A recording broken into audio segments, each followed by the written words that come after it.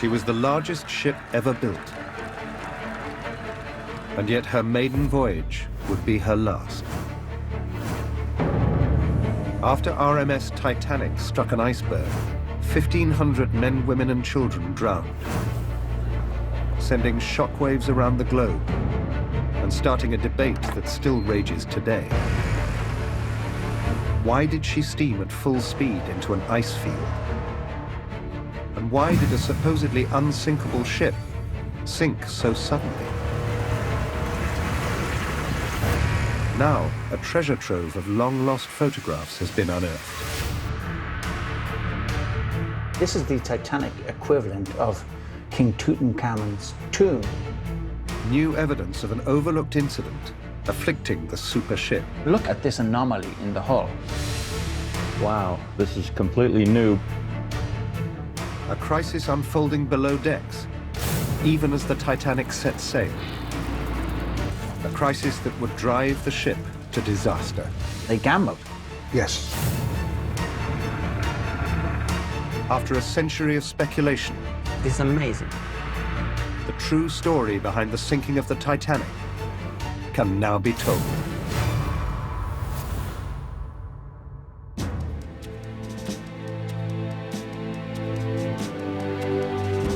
When the RMS Titanic was completed in 1912, she wasn't just the biggest ship afloat. She was the largest man-made object on Earth. Over 880 feet long and 100 feet tall, she could carry 3,500 people. On the spacious upper decks, mahogany-lined rooms awaited those traveling first class. Crowding onto the lower decks, third-class passengers dreamed of a new life in America. Titanic was the wonder of her world.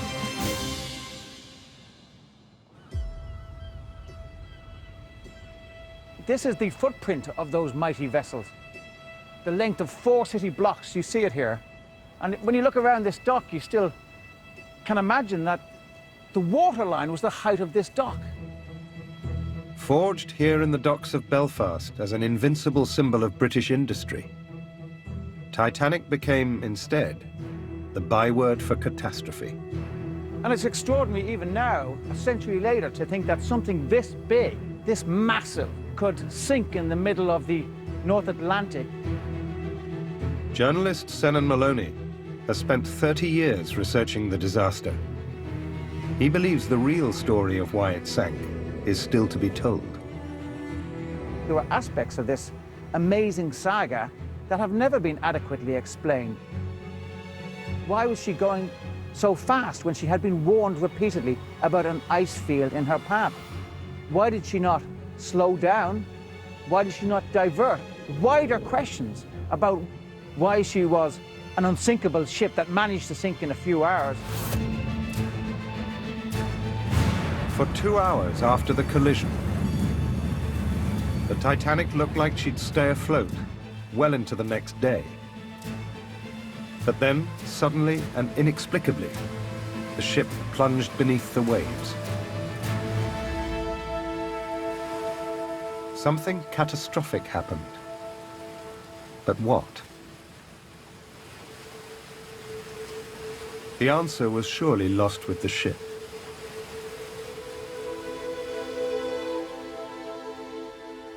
Or so everybody thought.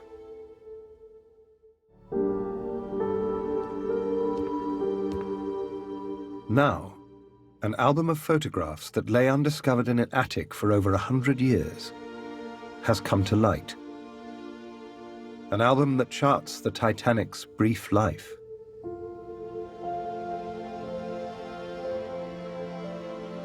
This remarkable collection of images, shown here for the first time on television, were taken by the Titanic's chief electrical engineer, John Kempster.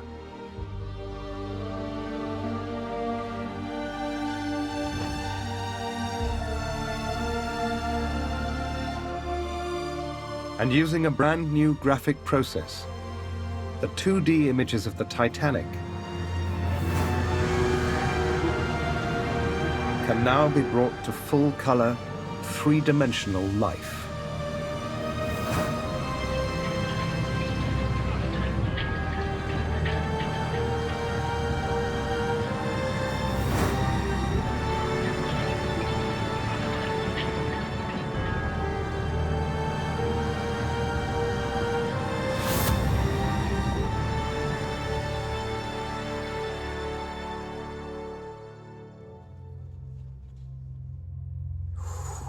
Wow.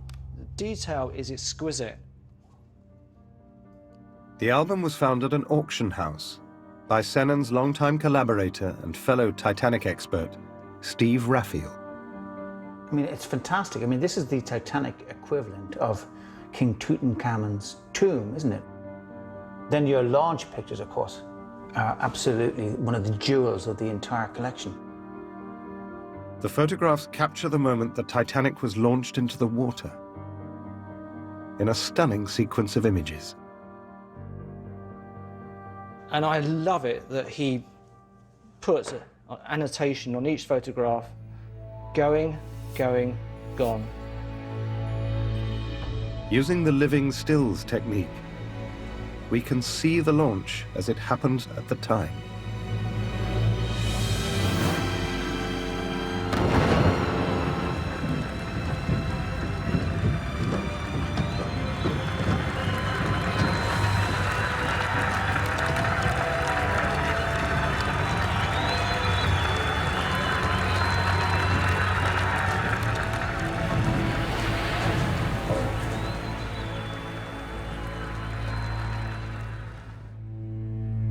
But these photographs aren't just a unique window onto an historic moment.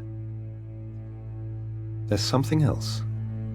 I kept turning the pages, and I wasn't really quite prepared for what I was about to see, because as I turned to this section, I spotted what I thought was a very strange mark on Titanic's hull, and it's just there. Wow. It struck me as being very odd. I thought possibly it could be a reflection from the water, but on looking at the photograph in more detail, I realised it couldn't be, because the next photograph following on from there shows the same diagonal black mark, but the ship is at a different angle. She's moved. This is a crucial thing. In the two photographs, the camera angle and position has changed significantly. But the mysterious mark, over 30 feet long, doesn't change position.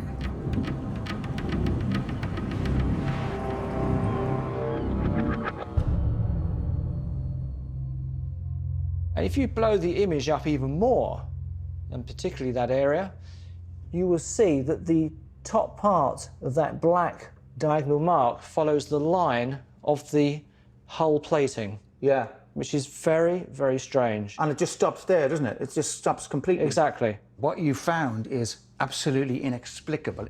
We were looking at the exact area where the iceberg struck, and we appeared to have a weakness or damage to the hull in that specific place before she even left Belfast. If the Titanic had been weakened in the very region where it would be struck by an iceberg, it could rewrite history. But what could lie behind the mark? The photographs reminded Sennon of a fact known generally only to Titanic historians. The ship suffered a fire. It instantaneously jumped into my mind that we had a fire in this location before she even left Belfast.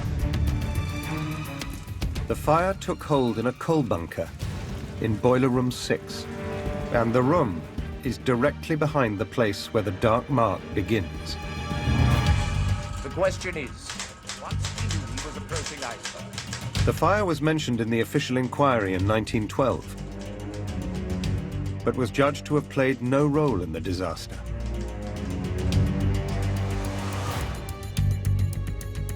So I've always known about the fire, and yet people tend to treat it as an irrelevancy. I've seen other researchers who tend to discard it because this fire was played down. This new evidence sent Sennen back to eyewitness accounts given by people on board. One description in particular, reported just days after the disaster in a New York newspaper, caught his eye. I found an article by John Dilly, a fireman, who wasn't brought before the bench in London. He actually was speaking at the quayside to a journalist, and he said that, unlike an irrelevancy, the Titanic fire was very, very important. John Dilly was one of a team of firemen and stokers who kept the hungry Titanic boilers fed with coal. Dilly describes a serious fire in one of the ship's huge coal storage bunkers. It was discovered the day the Titanic prepared to leave Belfast for Southampton and begin her maiden voyage.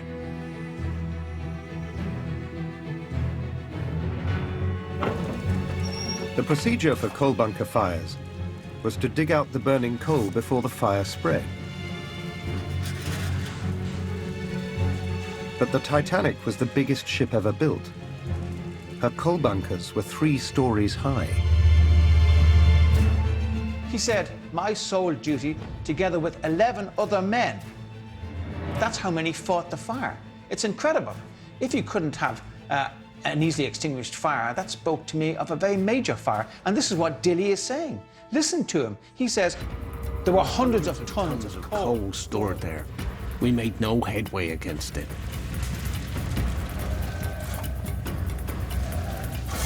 4 days later, and the fire was getting worse. But still, here is Dilly making serious claims about this fire. We didn't get that fire out. From the day we sailed, the Titanic was on fire. On the 10th of April 1912, the Titanic set sail from Southampton. The upper decks housed dozens of millionaires, including Benjamin Guggenheim and Lady Astor. The lower decks held over 2,000 passengers. Yet no one was told about the fire raging below. The men were under strict orders to keep quiet. Of course, sir. The passengers knew nothing of the fire. The officers told us to keep our mouths shut. Your mouth shut! The mark in the newly discovered photographs has led Sennen to suspect that the fire below decks played a much more important role in the Titanic disaster than anyone had ever realized.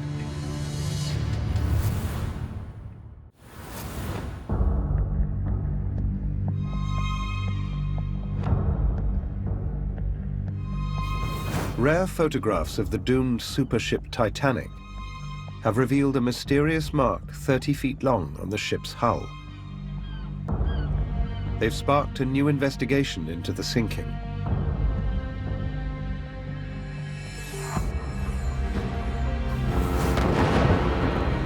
At her launch, Titanic made headlines around the world. She took nearly 2,500 expectant passengers on her maiden voyage.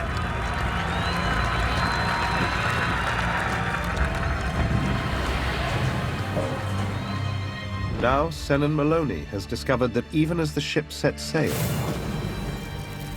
the men below decks were fighting a fierce coal bunker fire. But was the fire serious enough to have played a part in the ship's sinking?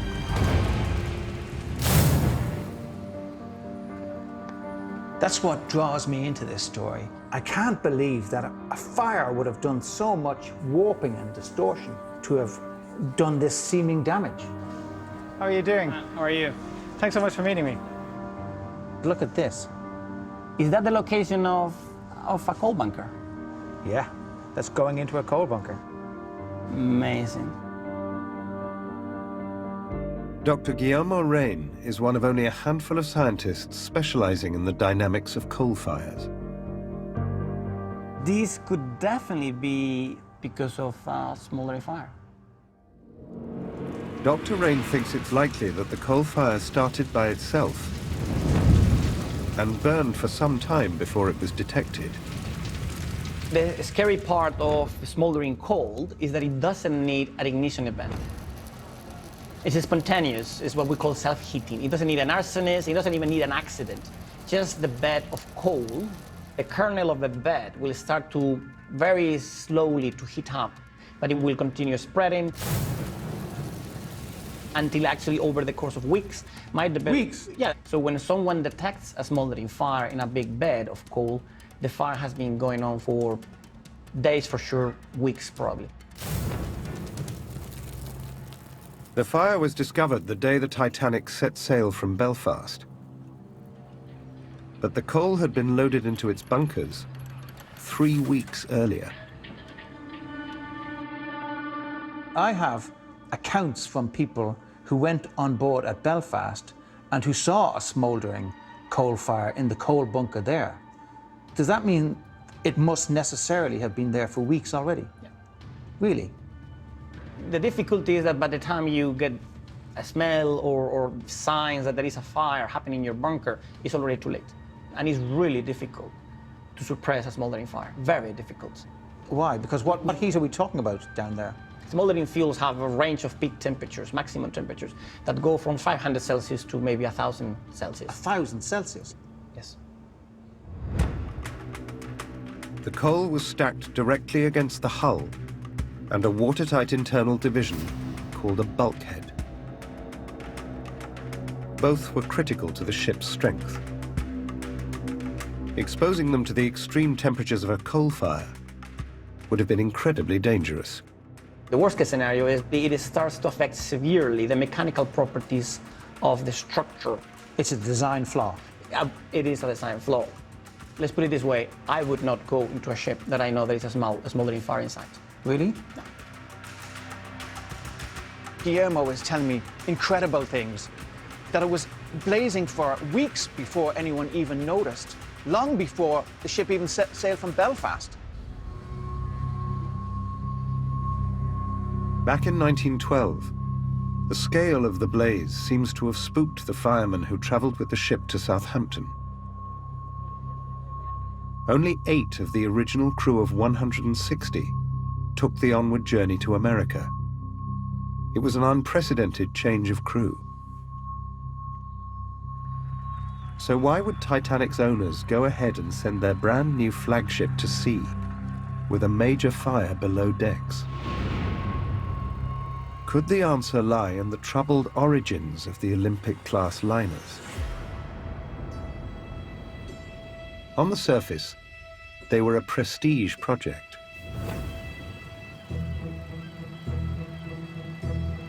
"50% bigger than any other ship afloat. They were so large that new docks had to be built just to moor the Titanic and her sister ship, the Olympic. She is billed in some quarters as Queen of the Ocean, and a spectacular career is envisaged for her. She is literally a wonder of the world. But in reality, owners White Star were losing business to rivals Cunard. White Star's chairman, J. Bruce Ismay, was under pressure to turn the company around. The new superships were his master plan to win the transatlantic shipping wars. J. Bruce Ismay was a high-born individual who brooks no interference with his will. When he has something in his mind, it must be done just so. Shannon has come to meet author Brad Matson, an expert on the Titanic's construction. I didn't look too deeply into the coal bunker fire because most people were dismissing it. Now that I hear that there may be some new evidence, I am very interested in looking into it. Wow. I've never seen these photographs. No, this is completely new. Brad sheds light on the owner's decision to set sail with a dangerous fire below decks. The commercial urgency that was driving the White Star Line was driving them to cut certain corners that they didn't necessarily have to cut in order to get these ships to sea right away. Constructors Harland and Wolff designed the Titanic here at their drafting room in Belfast. On several occasions, J. Bruce Ismay responded to budgetary pressures by amending their plans. There were reductions in the scantlings and the dimensions of the steel, the number of lifeboats, and a number of other aspects in the construction of the ship. The effects of cost-cutting on the new vessels were evident when the Titanic's sister ship, the Olympic, collided with the Royal Navy's HMS Hawke.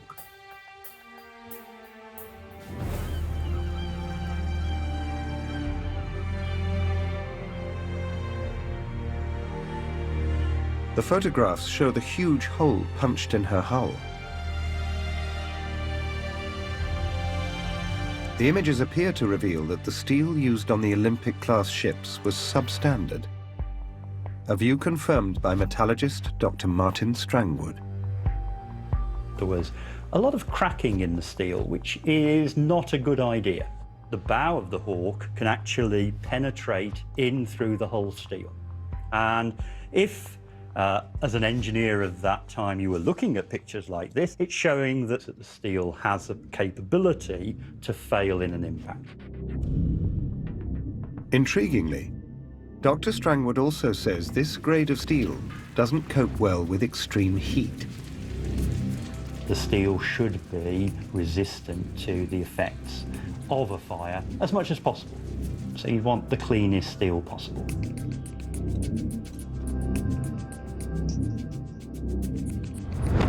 And during the making of this documentary, Sen and Maloney unearthed an extraordinary letter that suggests there were concerns about the steel at the time.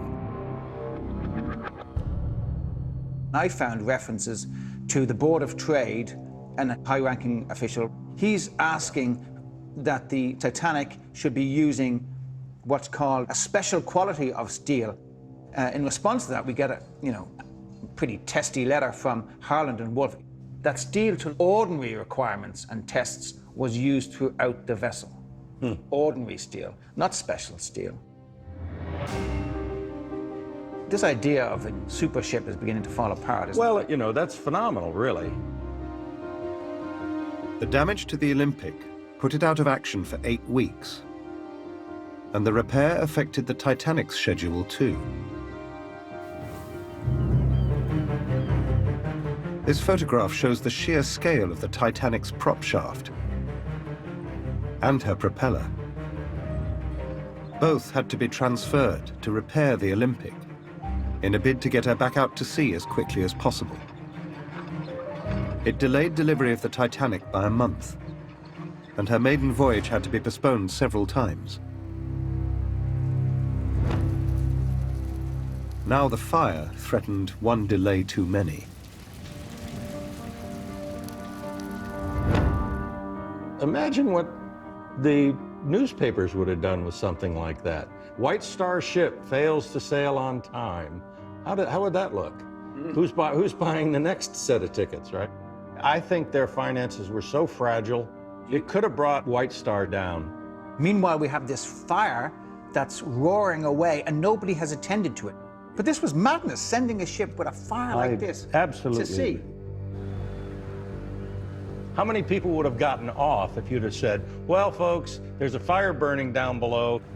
I think I might have gotten off that ship. They're making dangerous decisions that everything is going to be all right and they're going to sail come what may.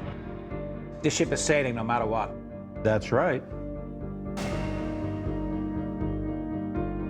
The Titanic pushed ahead on schedule. She made a brief stop at Queenstown in Ireland before steaming west towards America. The passengers were still completely unaware that beneath their feet, the fire was now so intense, it was endangering the ship's steel structure.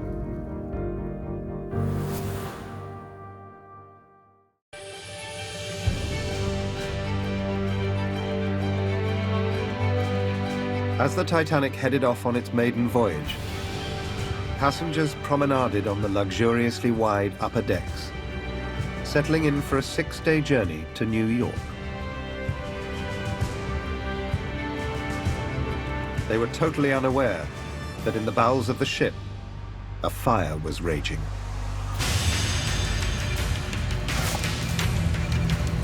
Men were battling to extinguish a blaze in a 3-story high coal bunker.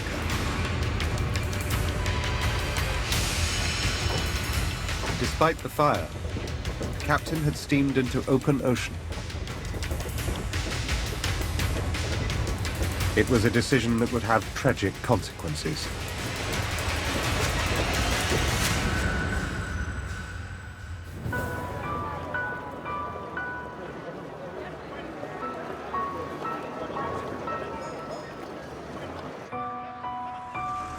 In the aftermath of the sinking, the British government were pressured into setting up an inquiry.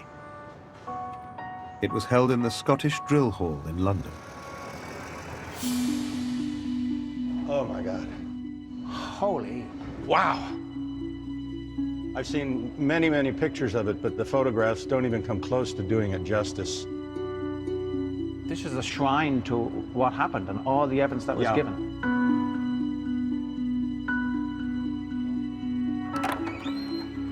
Wow. It's amazing. The inquiry was overseen by Commissioner Lord Mersey, and more than 100 people were called to give evidence. Most were top brass from the shipping company.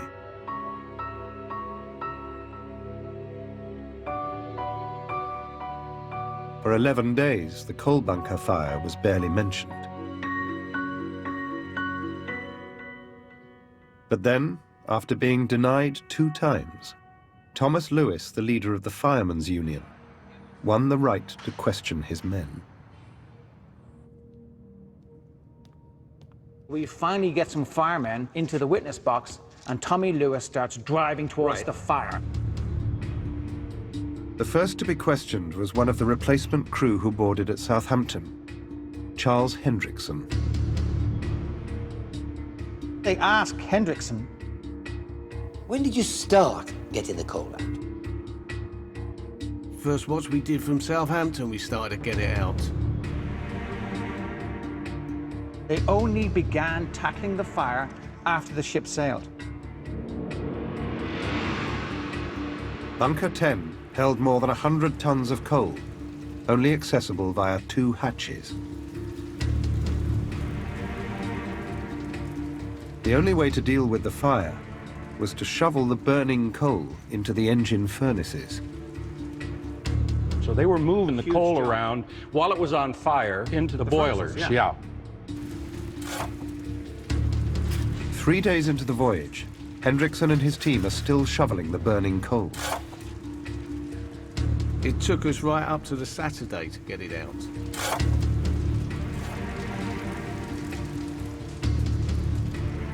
But once the coal was out, Hendrickson discovered evidence of the extreme temperature generated inside the bunker. The bulkhead forms part of the bunker, the side. Yes, you could see where the bulkhead had been red hot. Red hot. Yeah, this is incredible. This is one of the ship's major protections. Right. And it's burning red hot. That seems to me like a very big deal indeed. The steel wall that had taken the brunt of the fire was one of the Titanic's main bulkheads.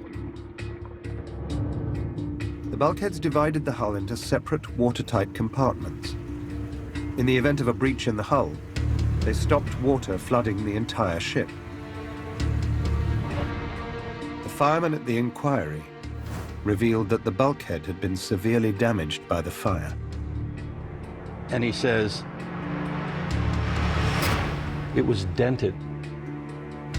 The bottom of the watertight compartment was warped. This is so important. This is a crucial area to defend the ship against the ocean coming in. That's amazing. A warped bulkhead should have raised serious concerns. But incredibly, the damage was just covered over. And Hendrickson says, I just brushed it off and got some black oil and rubbed over it to give it its ordinary appearance. What in tarnation was going on with the control of the ship, the senior officers? Despite these revelations, throughout the inquiry, Lord Mersey seemed uninterested in the fire and eager to move on. Commissioner Lord Mersey doesn't want to know. Right. He was making repeated interruptions and Right. closing it down whenever they tried to develop the fire story to see where it went. Do let us confine ourselves to the real, serious issues of this inquiry. That fire in the bunker has nothing to do with it. This is a phenomenal piece of information, and Mersey doesn't want to hear any of it.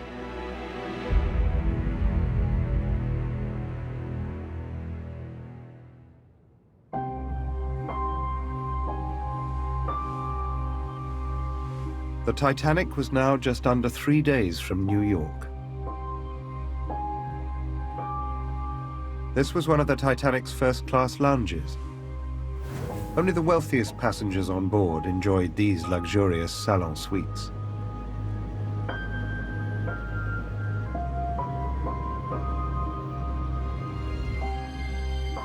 But as guests relaxed, on the bridge, Captain Edward Smith and White Star Chairman Bruce Ismay were receiving wireless warnings that icebergs were drifting into the ship's path.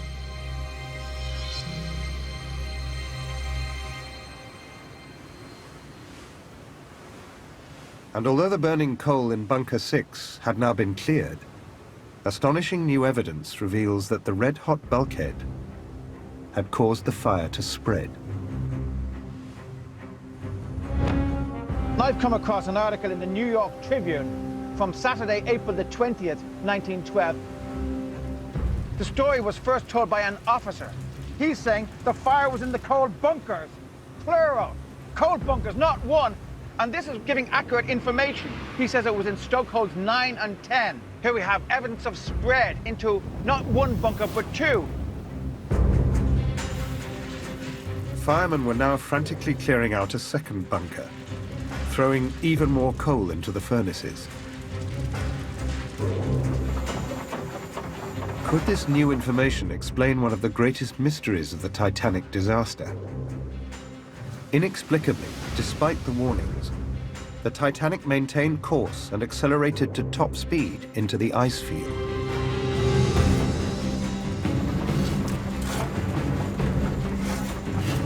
The Titanic wasn't trying to set a record time for a transatlantic crossing. She simply wasn't fast enough. So why did she hit top speed? A second fire, causing tons more burning coal to be emptied into her furnaces, could finally explain the mystery.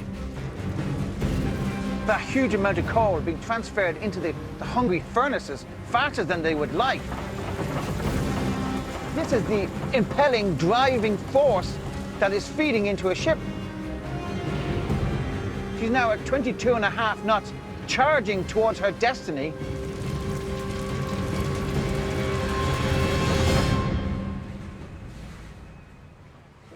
Richard de Kerbrick, a world authority on coal-powered ships, is surprised by the second fire. The fact that they were emptying these bunkers, fighting two bunkers, could that have played its own role? Yes, indeed. And this is a relevant thing which has affected the performance of the ship.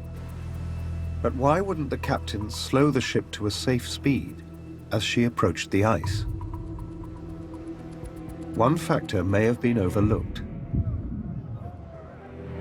The country was in the middle of a miners' strike, and the Titanic had taken on just enough fuel to make it to New York. The fires had already burned through her stock. Would losing momentum now waste more of her dwindling supply? Well, if she was to slow down, then when to pile on the speed again, that would increase your coal consumption. If it's at a premium, we're going to run short. The Titanic didn't have the coal reserves left to do anything more than maintain speed and stick to her course. So the combination of all these events and scenarios had backed them into a corner. Does that all make sense? That does make sense. It seems to be a logical sequence.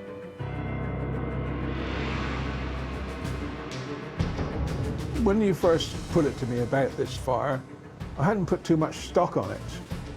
But seeing the evidence you've placed before me, I think you lit another fire under this investigation.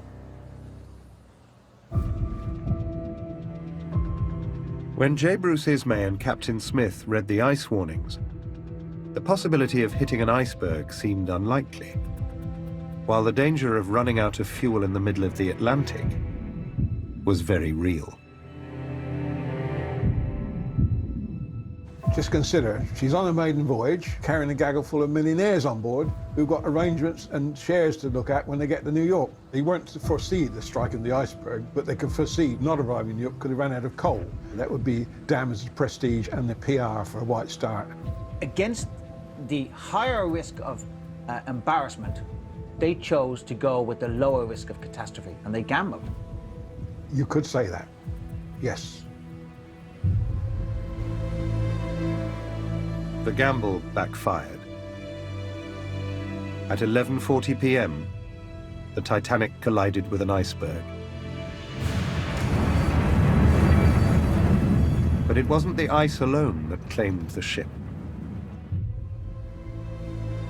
In the last hours, the fire had one final deadly role to play in the disaster.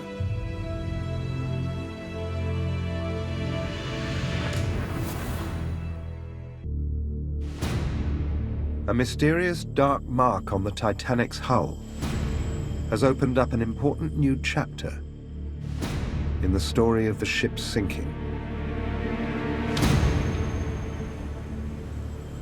Senan Maloney believes a serious coal fire below decks accelerated the ship directly into an ice field.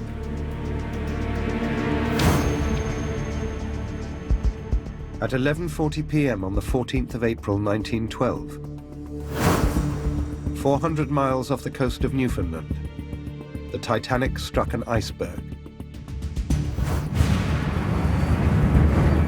The collision punctured the forward starboard side of the hull.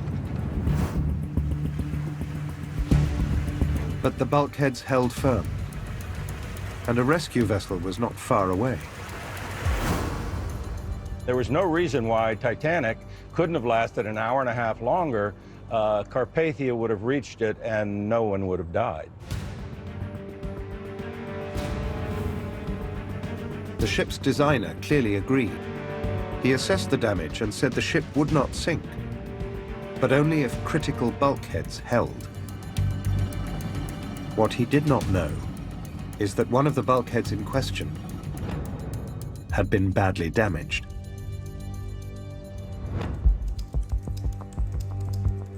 Buried in the transcripts of the American inquiry, Senan believes he has found the final event that triggered the ship's sudden sinking. So the American inquiry was brilliant in that initial surge of enthusiasm in drawing out some key answers. Lead fireman Fred Barrett had fought the coal bunker fire and was in Boiler Room 6 at the very moment when the ship hit the iceberg. As seawater flooded in, he took refuge behind the very bulkhead warped by the fire. When I turned to the evidence of Fred Barrett, I'm further reinforced in my idea that something serious is happening here, and at a very crucial period. Around 2 hours after the collision, Barrett says something drastically changed.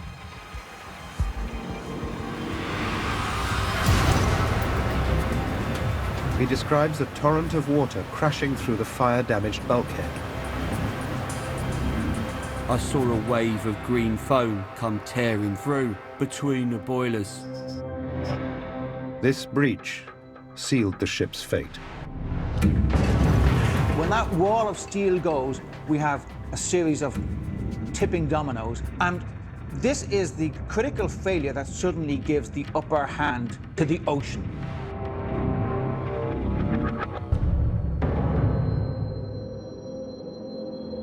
An academic study has shown that at this precise moment, the ship started to sink rapidly. Within 30 minutes, the chronometer on the bridge was beneath the waves.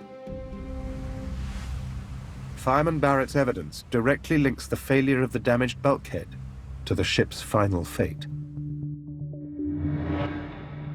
But was it the fire that caused it to give way? That's where we have to go, and I need to find out whether the fire could have played a much more crucial part than we ever thought before in the Titanic story. Working together, Dr. Guillermo Rain and metallurgist Dr. Martin Strangwood have estimated the damage the fires would have had on the ship's steel structures. Their conclusions are significant. Good to see you. How are you? Meet Martin. Hi He's there. an expert in metallurgy. We have conducted experiments in my lab at Imperial. So what the bulkhead does is the hot part bulges. It's a significant bulge out. Very noticeable. The blue is that actually it bulges inwards. So it doesn't bulge all of it out, there is a part of it that bulges in. So you get a buckling of the plate. You have like a wave across the bulkhead. This is the first time scientific analysis has been used to predict the extent of the damage caused by the fire. And it matches the eyewitness accounts from the Titanic firemen to a remarkable degree. That is absolutely amazing, gentlemen, because that will tell you what was said in 1912 in this exact section we're talking about. The bottom of the watertight bulkhead was dinged aft, and the other part was dinged forward. This is what you see here. It's amazing, isn't it? That's precisely what we are predicting. According to the computer model, this type of warping only happens at very high temperatures. It confirms historic reports of the damage, and that the fire was far more significant than the inquiry suggested. The effect of the heat on the bulkhead steel would have been catastrophic. The strength will change. How much it can resist cracking will change. It's going to be a quarter of the strength that it has at room temperature. Strength, Martin. Which is why it deforms so much. So if you have a gradual build-up of water, the force on the steel is high enough to cause a crack, and then the brittleness of the steel means that crack spreads right across in a very catastrophic manner. Wow, it went through. This is amazing. This modern analysis underpins the story told by the Titanic firemen. From the day we sailed, the Titanic was on fire. The coal bunker fire fatally weakened the steel to a quarter of its original strength. You could see where the bulkhead had been red hot. Eventually, the water pressure took its toll, and the brittle bulkhead gave way. I saw a wave of green foam come tearing through between the boilers. I find this new theory that has been put together entirely credible, and I'm impressed. This now, to my mind, revolutionizes our understanding of how the Titanic sank. The failure of the fire-damaged bulkhead is central to the huge loss of life on the Titanic. The bulkheads were the sole reason the Titanic carried so few lifeboats. If they'd held, the ship would have stayed afloat long enough for everyone to be ferried to a rescue vessel.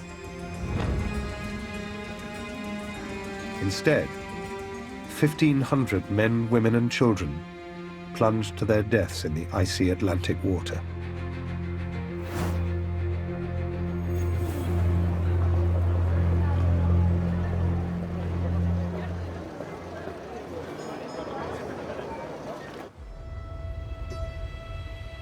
The most shocking aspect of this investigation is that all this evidence was available to the inquiry in 1912. So why has it taken so long to come to light? Shannon believes it's because the ship's owners hid the truth. I don't blame the firemen or the trimmers. They were doing what they were told. There's a culture of cover-up within the White Star Line. As soon as he was on the rescue ship, Chairman J. Bruce Ismay sent telegrams ahead to White Star HQ in New York. Sennon believes he was already making plans to stop the truth getting out. Ismay has just survived the most traumatic event of his life. And what is his first concern? It's to send telegrams in a code word. His name backwards from Ismay to Yamsi. And I quote, "Think most unwise, keep Titanic crew until Saturday. Most undesirable, have crew New York so long." He wants the firemen brought back to England as quickly as possible. He wants them out of there. He wants them to keep quiet. White Star told the American inquiry that no fireman had survived. Yet fireman Fred Barrett was still working in their service. At the British inquiry, Lord Mersey, a patron of the Shipbuilders Guild, didn't call 57 surviving firemen and brushed over the evidence of those who did appear. Mersey concluded that the disaster was an unavoidable accident caused by excessive speed and made no mention of the fire.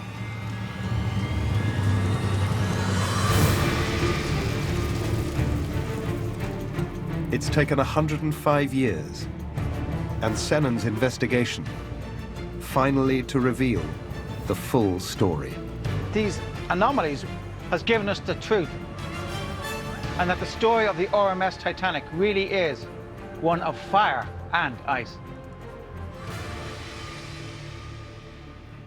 Well, tomorrow night at 8, Channel 4 Dispatches asks President Trump, how scared should we be?